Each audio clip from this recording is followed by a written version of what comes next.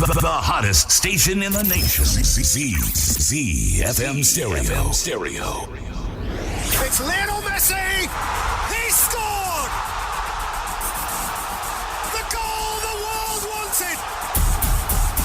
It's time for the biggest sports stories. It's Neymar trying to feed it through. It's a stretch and it's in. And I can't remember the last time I saw something like this. Extraordinary scenes. The biggest interviews. It's more difficult. Obviously, it's more difficult. And all the analysis right here. If they play poorly, they come back, they've got all the excuses. You can't have it both ways. Every weekday, it's my sport, it's your sport. It's ZiFM Sport. Let's join the team for the biggest show in the world of sport on ZiFM Stereo. My station, your station. ZiFM Sport is brought to you by One Money, the mobile money service from Net1. One Money. It's one time. Mark Pozzo, Alois Bunjira, Simba Fupa Jenna, and Barry Manani. How's that for a flat back four? Well, in goal, we got Sean Tafire Nyika. It is Wacky Wednesday, so we're going to leak a lot of goals, but we'll try to keep updated as to what's happening in the world of sport. It's ZiFM Sport on a Wednesday evening. We call it Wacky Wednesday. Lots to get through today, so let's get straight into it. What are the headlines, Mark? On the home front in football, Caps United forward Ronald Chitio has started light training, having been sidelined after he was involved in a car accident late last year. In cricket, Zimbabwe cricket captain Graham Creamer says he's noticing some change in the team's dressing room ahead of the start of the ICC World Cup qualifier on Sunday. And in golf, a new generation of Zimbabwe professional golfers will be hoping to make their presence felt on the West African Golf Tour when they tee off in the season-opening FCT Classic at the IBB Country Club in Nigeria. Now in international sports news roundup, we've got cricket news where all-rounder Ben Stokes set aside his off-field troubles to steer England to a 6-wicket win in the second one-day international against New Zealand. In the sports awards, Serena Williams won the coveted Laureus World Sportswoman of the Year at a glittering ceremony in Monaco, beating the likes of Caster Semenya and other stars in the process. And rugby news, Wallabies coach Michael Cheika says he will likely quit if he fails to lead Australia to victory at the Rugby World Cup in Japan next year. To the beautiful game, and we'll start on the Premier League, where Arsenal manager Arsene Wenger says he's not worried about his future and is solely focused on tomorrow's match with Manchester City. To La Liga, where Real Madrid coach Zinedine Zidane called last night's 1-0 defeat to Espanyol painful but undeserved after his side went down to a fifth loss of the season. And to Serie A, AC Milan general manager Marco Fasoni believes AC Milan can qualify for the Champions League next season after a turnaround in their fortunes under Gennaro Gattuso. The Warriors, the Chevrons, the Cheetahs, the Mighty Warriors, and the Sables. From the pool to the track to the field, we are Team Zimbabwe.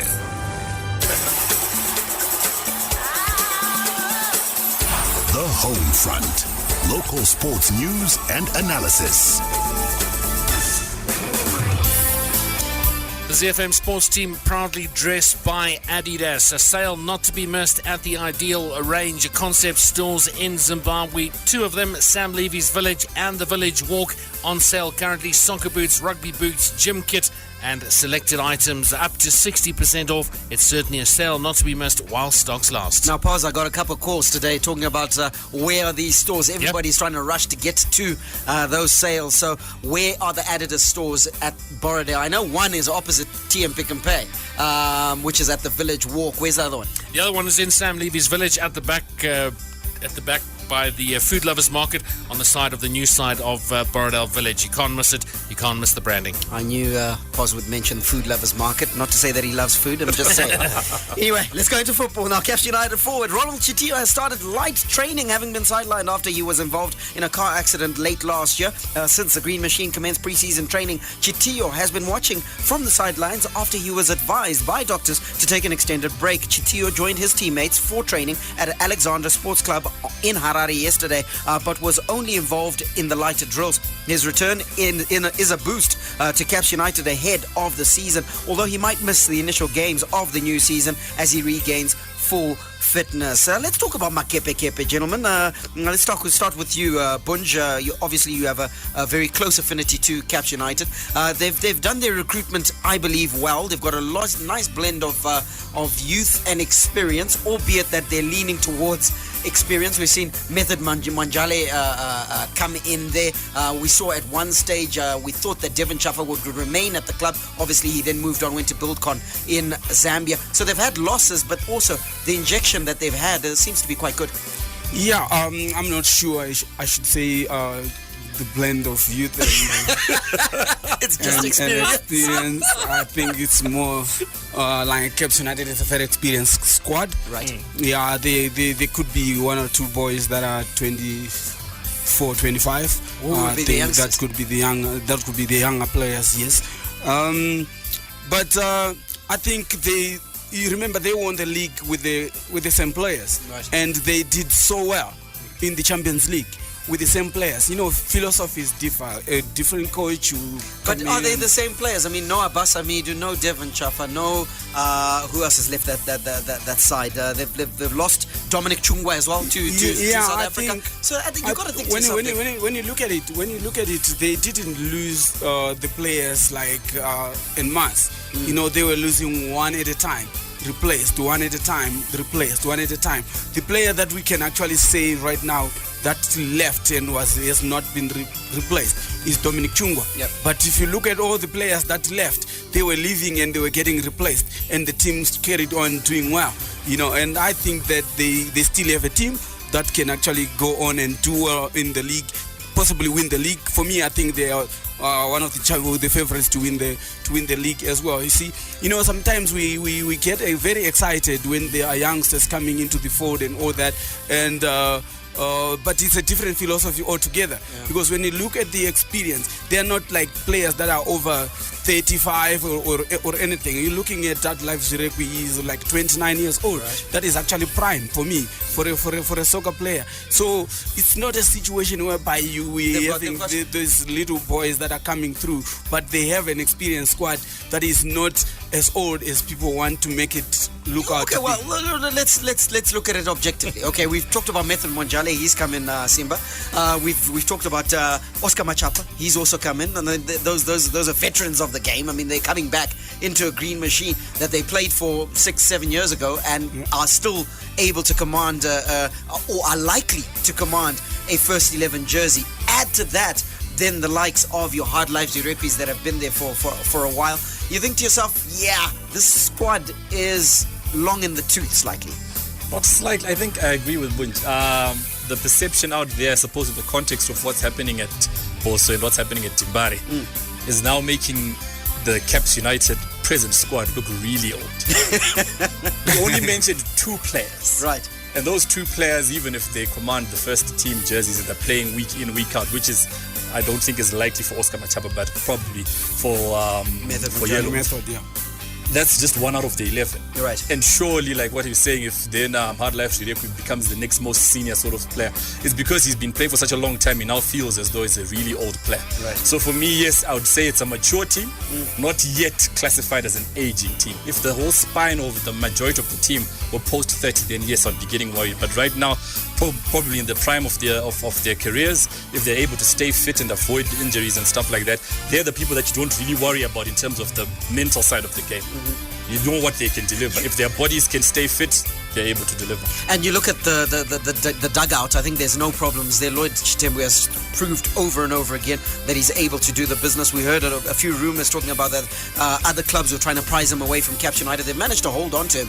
And for me, I think that's been the one player in inverted commas that they've managed to retain, who is very important to that side, because then you look at the business that he's done. He's brought in Brian Muzondiwa, and I think he's already got one eye on the fact that John Joao may actually leave the squad, and he's still got an immediate replacement in Brian Muzondiwa.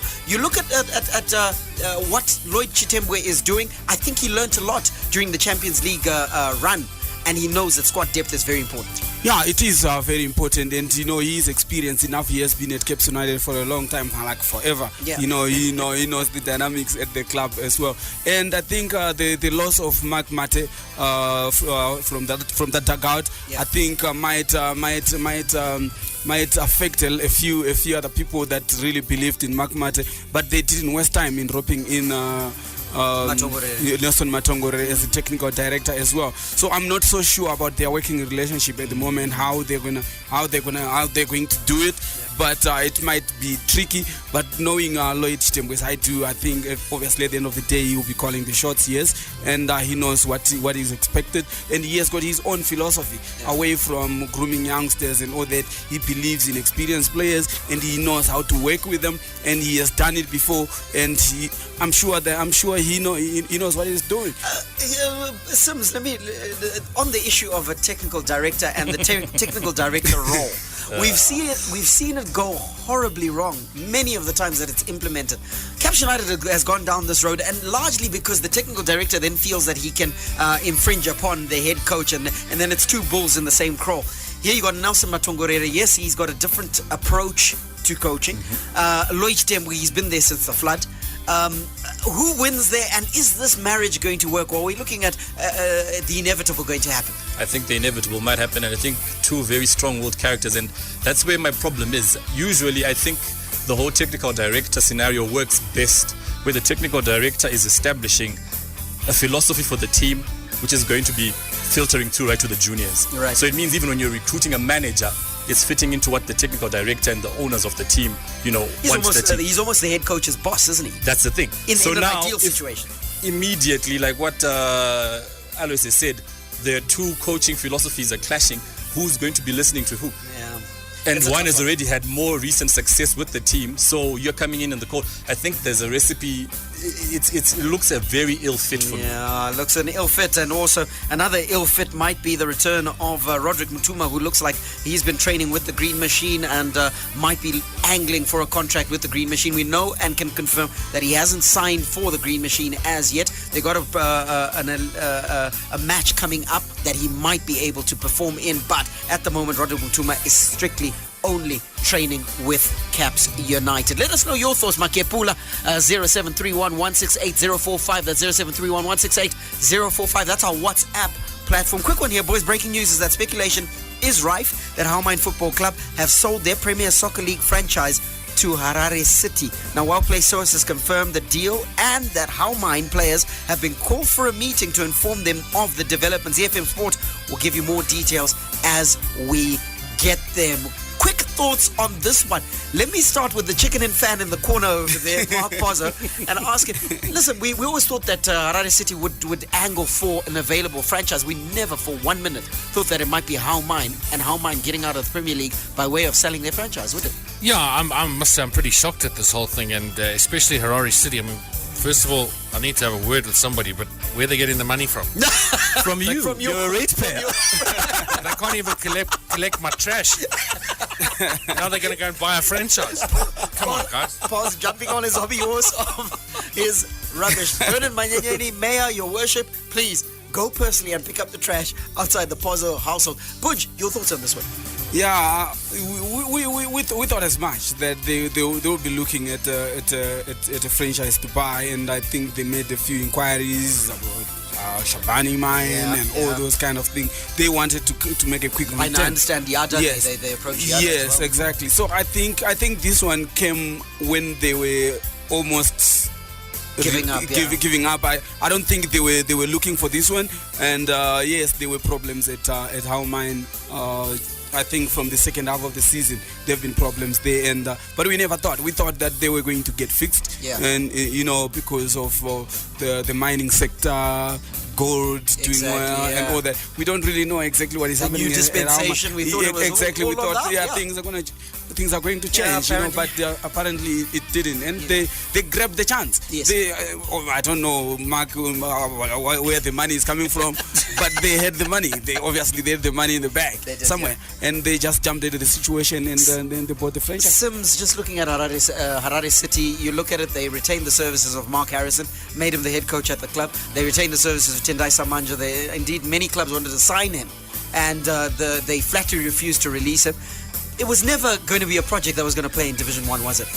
It didn't seem that way. However, they've come perilously close to actually playing yes, there, which actually then makes me wonder what sort of start they're going to have, because logistically it must be a nightmare. You've basically now got two squads that you're going to try and integrate, and they're not necessarily playing from the same city. You've got players that were contracted to the base that is where How Mine is based, and now you're trying to see which ones of those ones continue with that squad and which ones of the ones that will partly Harare City continue, and even the coaching structures. And you've got 2 weeks barely to start the season. I don't see, if they don't hit the ground running, as we like to say these days, they might find themselves with a lot. They might find themselves with a lot to do in the second half of the season. Yeah. If I can jump in here, I don't think that the franchise involves the players. It's the How Mine just by the right to play. Yes, in the league. The players, I think, get to go. Okay, I'm gonna press pause on this one, obviously for time. As soon as we get confirmation, there are various aspects that we need to consider here. Number one being that Harare City was relegated. They've got a spot in Division 1. Who's going to take up that spot? And then also the fact that they're buying a franchise outside of their region also then presents a bit of a technical challenge there, but we'll discuss that when this one is confirmed. Right, according to a media report, Highlanders and Caps United are set to clash on Sunday in a charity match which will also be used to celebrate the ascendancy of Kemba Mahadi to the post of Vice President. Reports say former ZiFM officials Vincent Pamiri and Ndumiso Gumede are part of the committee that is organising the KCD Mahadi Shield. Guys, Gumede has told a newspaper that $30,000 has been set aside for this tournament, but the organisers have not yet come up with the prize money for the winners as yet. So, first of all, you're starting on the back foot. You certainly are, and I think they're going to have to look into this one. And also, it's another one that's subject to confirmation, and once we do, we'll be able to talk about it. Hi, I'm Heath Streak, and you are listening to ZiFM Sports.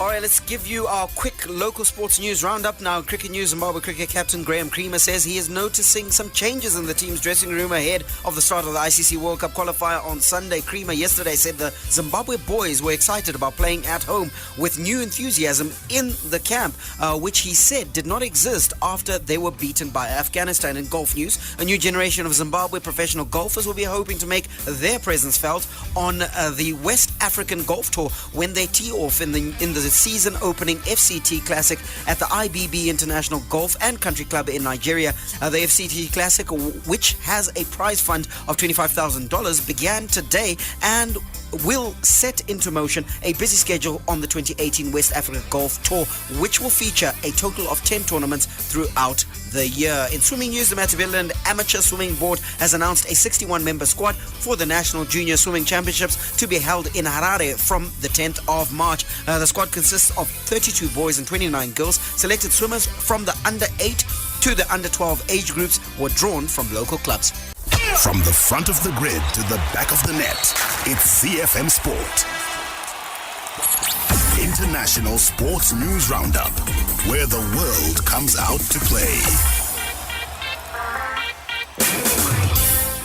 Let's go global. Cricket news. All-rounder Ben Stokes set aside his off-field troubles to steer England to a 6-wicket win in the second one-day international against New Zealand to level the series 1-1. The 26-year-old produced a man-of-the-match performance in just his second appearance for England since being sidelined over a nightclub incident 5 months ago. Stokes took 2 wickets for 42, then hit an unbeaten 63 as England easily chased down New Zealand's target of 224 at the Mount Maunganui.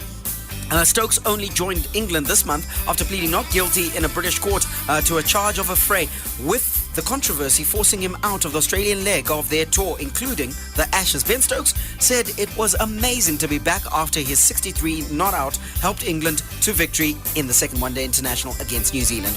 Yeah, it's an amazing feeling to be back within amongst the team, being around all the lads and, even the backroom staff and everything like that. It's the time spent at home was, the amount of hard work that I put in was, that feeling that I had the other night walking out the first time was amazing. And then, especially here, I was a bit emotional tonight, I think, walking off that field and being not out. But, it's all about, hopefully this is a stepping stone and, for the things to come in the future with all the games that we've got coming up. When I walked out there, it was really sort of like the normal feeling that I get walking out there. I think it's, as I say, that was, just the one place I wanted to be back in and doing, which was walking out and representing my country. And, it was an amazing feeling and, I'm back here now and, I'm just really glad that I could have I contributed towards a winning game tonight. you know what? It's performances like these by Ben Stokes that makes punditry so easy, because we can then gloat about getting it right, Pos? Because we said that he would be missed in the Ashes. He was missed, and this is what he brings to the game, isn't it? He certainly brings a lot to the game, and a big miss in the Ashes tour. You can see it already. I mean, just him being back part of that England side. I mean, I was just looking at that England lineup this morning. Yep. I mean, in theory, they bat all the way down the order to number 11. Right, to number 11, yeah. I mean, Rashid can swing a bat. He's good for 20, 30 runs. And you know what? As soon as your top order doesn't sparkle, well, you've got the most amazing middle order, I think, in world cricket, in one-day cricket, and it starts with Ben Stokes. Yeah, exactly. And Ben Stokes, listen, he's proved how important he is, but also you got to then look at it and think to yourself, he didn't cover himself in glory by having that tiff and bust up. He could have been so important for England, and England's fortunes would have been a lot different. Look, I think he knows that deep down that there were some mistakes, and maybe he shouldn't have done what he did. But you know what? We'll never know the full story to what happened. But I think he's trying to put it behind him now and look ahead to helping England win things. And he's come back and he's done it just right. Yeah. Right. Moving on to the other news from that game. Obviously, Ross Taylor was going to be a pivotal player for New Zealand, but his century in the first game wasn't to be in the second game. ZiFM Stereo is untouchable. Around the world in 60 seconds. International sports news. We go around the world in 60 seconds. We take off in Monaco, where Serena Williams won the coveted Laureus World Sportswoman of the Year at a glittering ceremony, beating the likes of Caster Semenya and other stars in the process. Roger Federer was the other big winner, picking up the Sportsman of the Year and Comeback of the Year awards. Other winners including football legend Francisco Totti, who claimed the Academy Exceptional Achievement Award for his services to Roma and Italy, and former track and athlete Edwin Moses, who won the Lifetime Achievement Award. Across to Australia, where Wallabies coach Michael Cheika says he will likely quit if he fails to lead Australia to victory at the Rugby World Cup in Japan next year. The two-time winners have been pitted with Wales, Georgia, Fiji and Uruguay in Pool D. Pundits have labelled the Wallabies pool as a dream draw, but Cheika has warned against complacency. Australia lost the 2015 London finals to the All Blacks, and the 50-year-old said he has set himself a win or walk ultimatum in Japan. In Spain's Formula 1 pre-season testing schedule is set to remain unchanged after the teams failed to agree on a proposal to hold an extra day. It's understood the teams were aware in advance of the forecast snow for today, and plan was put forward amongst the 10 teams to extend the week's first test at the Circuit de Catalunya. The extra day, in effect a replacement for Wednesday, would have been held on either Friday, Sunday or Monday. And we touch down in the United States, where Rory McIlroy believes his putting is good enough to secure a first Masters title and complete a career Grand Slam. The four-time major winner has dropped from the top of the rankings to 10th, with putting at the heart of the 28-year-old's recent struggles. That's your world in 60 seconds. Here we go again. Enjoy world-class radio online. ZiFM Stereo is available on TuneIn. Search for ZiFM Stereo and you got it. Fan Zone. Get in touch with the team and have your say your way. Operator. The ZiFM sports team proudly dressed by Adidas. A sale not to be missed at the Ideal Range Adidas concept store in Zimbabwe, Sam Levy's Village and the Village Walk in Borrowdale. Soccer boots, rugby boots and all kinds of gym kit on selected items up to 60% off. Hurry while stocks last. Indeed, and hurry while these stocks last, because you need to send your WhatsApp message to ZiFM Sport on 0731168045. 0731168045, and you can be like Abyssinius in Cheetown, who sent us a message saying, thanks Bunja kuti kepe kepe ndiko kuti bora. This one says, guys, to be honest, Mutuma is not a Caps United player because his attitude could derail their team. Chitembwe, don't take Mutuma. That's Mishek Ashley Time in Mount Darwin. What are your thoughts on the Roderick Mutuma situation?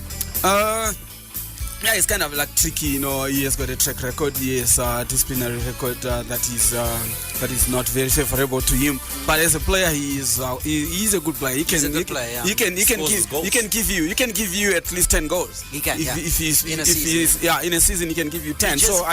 He He needs to be more focused. If he's focused and gets his money on time, Rodrigo Mtuma is a... But I think that's where the problem is. I don't think at this stage in his career we can still be talking about the sort of fundamental things like being focused. Right. Yeah, either have it at a certain age you have to you're focused or you're not. And right now he isn't. So basically, you know what you're getting with him. You're going to get the goals, but you're also going to get the side shot. The trouble. But I think with the situation with like you said there with the one money stuff and there's money that is readily available, and I don't think there will be any problems with monies. No, they won't. And when you look at a disciplinarian like Lloyd Chitembu, I think he is in the correct hands, my friend.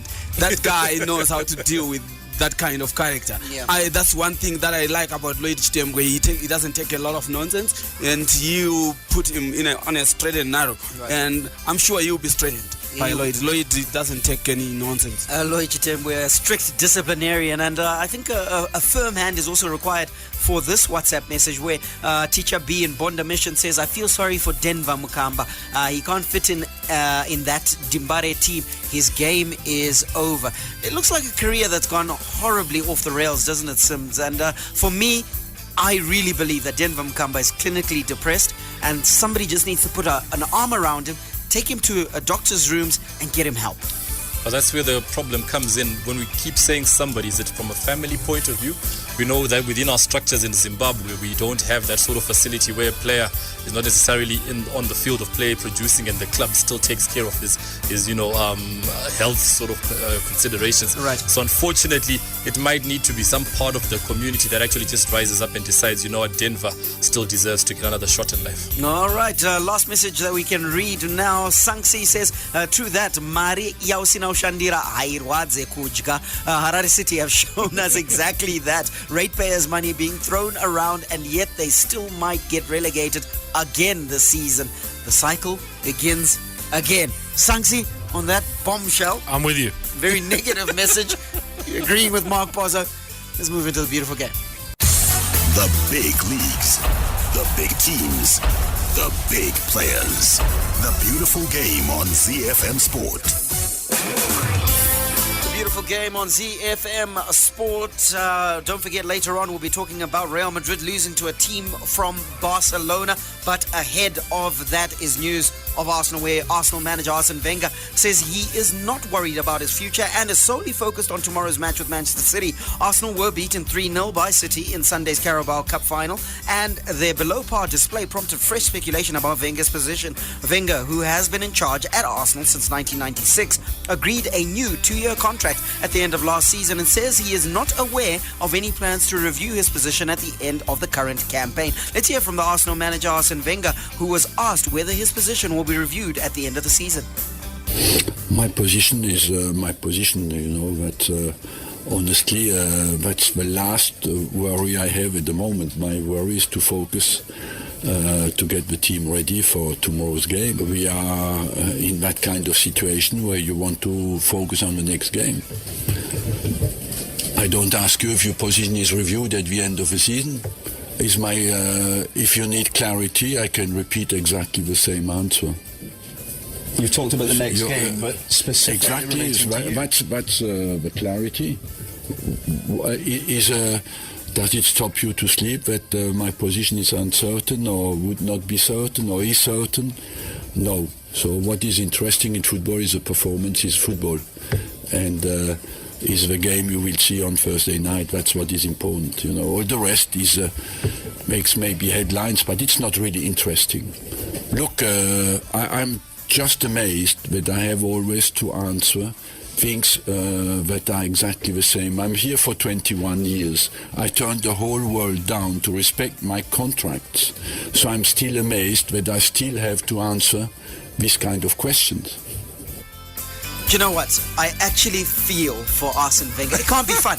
It can't be fun that you're getting these questions in every press conference. People just need to learn. He's going to straight bat absolutely every question that looks or even smells remotely like anything in the direction of his contract. So for me, I believe in a certain twisted sort of way that yes, Arsene Wenger does have the Arsenal's future at heart.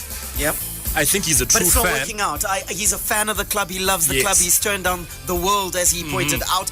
But it's not working. It's not working out, but I think what they also learned from the Manchester United and probably several Chelsea scenarios is that the transition can become very tricky. What Arsene Wenger has managed to do in the very least, that even if he steps away now, he's left whoever is coming in with a very solid squad. That now needs a bit of fine-tuning. Unfortunately, he's stubborn enough to not plug the holes that are always obvious. The same positions. Bunj, it's a solid squad that is unlikely to make the Champions League. Their eggs are all in one basket, even according to Ray Parlour, who says that, listen, they've got one shot at making the Champions League, and that's winning the Europa League. And it's a Europa League that's still got your BVBs of this world and all sorts. AC Milan, who their face in the next round of the competition. So it's not working for Arsene Wenger. Surely it's time to move on. I don't know for you, yeah, but the dude is not going nowhere. No, he's going. This is it. End of the season, he's done. I don't see him leaving. Yeah, but this season I think they stand a very, very serious chance of not getting into the Champions League. You know, they could do a Manchester United, but then that Manchester United escape route is not an easy one. It's not. You know, we suffered. To get to Whatever. it was not easy to win that Europa Cup. People might think that what, but I'm telling you that trophy is not easy to win. That is the soul. Yes, those teams that are very, very good with that Europa, it's not easy to win it. But the Champions League, I think, via the league, I think that one is gone because I'm telling you the competition is stiff up there, and I don't see Arsenal crawling back into the game. But we have always been saying Wenger should go, Wenger is going, this and that. I think you will see through his contract, 2-year contract, and that is until the end of the 2019-20 season.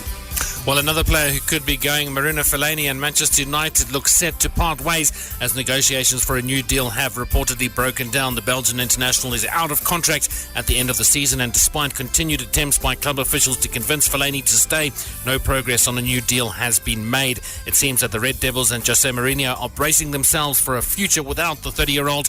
With suitors from Italy, Spain and Turkey, Fellaini is a fair share of options, all of which are claimed to offer more money than his current employer.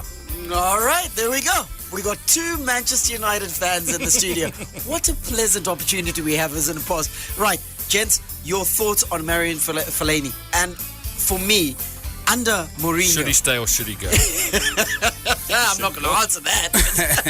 Bunj, your thoughts? To be honest, when it comes to Fellaini, I think I'm feeling less. You don't like his hairstyle? No, not that. I don't think. For me, it's more like whether he stays or goes. Yeah, just it's the same to me. He hasn't been I don't think I would be very, very sad if he leaves, and at the same time, if he stays, I don't think I'll hit the roof and say, he's a squad player. He's a squad player. He's been one of those that Mourinho has counted on countless times, many times. He turns around, looks at that bench, and if Marion Fellaini is there, he calls upon him and he does a job. He does the job, and they've got a good understanding with the manager, which I think Mourinho is the one that's going to be upset most in this whole establishment, which is Manchester United. The fans, I don't think, will cry many tears for him. And for Fellaini, it makes a lot of sense. He's 30 years old. This is his last major deal. He needs a big paycheck. He needs a big paycheck, and obviously, if he goes as a free agent, then he can negotiate for a higher salary into his retirement age. If the club has to pay another 10 million, that's 10 million that he has to sacrifice. So he can't sign a contract now knowing that he's not going to be, playing week in, week out on Manchester United. Mourinho's already mentioned that he's going in for a midfielder in the off-season. He's going to sign another chances are that he's not going to play. So why commit yourself? Thank you for what you've given us, Fellaini. That Afro will be doing business in another club next season. I agree with you, Simba. Afro is gone. I reckon he'll have a haircut if he goes somewhere else. Not a chance, pause. Let's go to Spain now in La Liga, where Real Madrid coach Zinedine Zidane called Tuesday's last night's 1-0 defeat to Espanyol painful but undeserved after his side went down to a fifth loss of the season. And a mix and match Madrid lineup with Cristiano Ronaldo among those rested could have gone behind midway through the first half when Espanyol forward Gerard Moreno had a goal debatably ruled out for offside. The game seemed headed for a stalemate until the 93rd minute when Moreno's well-hit shot from 15 yards flew past Navas to condemn Zidane's side to a disappointing loss. Rafael Varane says Real Madrid must not give up on their La Liga campaign despite a damaging defeat to Espanyol. Varane insists Madrid must keep pushing for better results in the top flight even though their title defense appears to be at an end. Zidane told the post-match news conference that his team might have gone ahead before half-time but paid in the end for a below-par second-half showing. Y luego ha sido peor la segunda parte. No sé, no encontramos. It was a very bad second half. We didn't find our game. We were in deep. The things that have been working lately didn't. The second half was the worst. In the end, I don't think we deserved to lose. I think Espanyol created very few chances. But this is football. It's a defeat that hurts us, and I feel sorry for the players because it's a bad result. Es una derrota que duele y lo siento por los jugadores porque al final es un mal resultado. Many thanks to our new Spanish interpreter, Mark Pozo. You like it? That was a one-take too, eh? Can you believe it? Sean just came rushing into me before he said, listen, I don't know what he said. Translation to like, no pressure. You know what? I can do this with ease. 100%. And 30 seconds, it was done. Skills! And we're just getting into like the Spanish embassy just to make sure that we haven't offended any people. Yeah. Lovely.